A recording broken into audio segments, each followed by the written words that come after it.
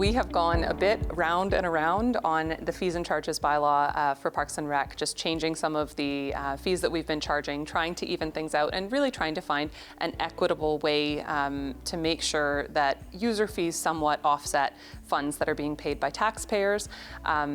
And at the same time that we don't make it too difficult for any specific user group. So some good conversation today. We ended up sending it back to a committee of the whole meeting so that members of the public as well as council will get another opportunity to discuss it.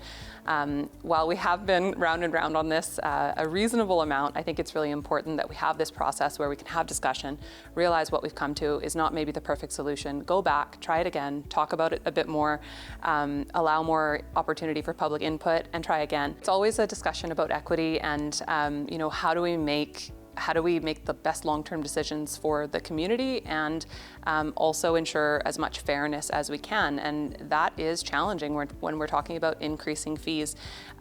Ultimately, nobody wants user fees to go up. Nobody wants their taxes to go up either. And user fees can be a way to offset tax increases. So we have to have these discussions. We have to look at what makes sense, what's fair, what different groups should be paying for the benefit of utilizing the services that we have.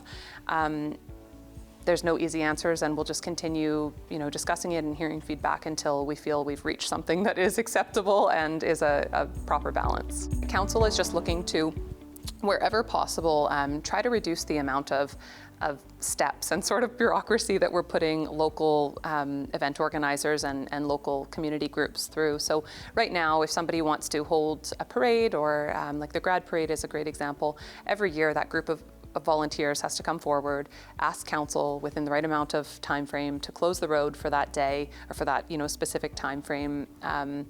Some groups have to ask for city tents for their events that they use every single year, and if they miss that deadline to apply, then they can't necessarily hold their event. It's created some challenges in the past. So Councillor Dane brought forward a motion to streamline that, and where it's applicable to be able to offer a 5-year approval to groups so that groups that are run by volunteers don't have to go through the process of coming every single year to council and asking for that road closure to happen, or if they use a city space like previously when Salmon Fest was at Cludacy Haven, they wouldn't have to come every year and ask for that weekend to be reserved. It would be reserved for them for a 5-year term. So really just trying to streamline and simplify to make things easier, recognizing that a lot of our community organizations are run fully by volunteers and that they're having a harder and harder time attracting volunteers. So the amount of work we can take off their plate will make a difference to them being able to continue to host great events for our community.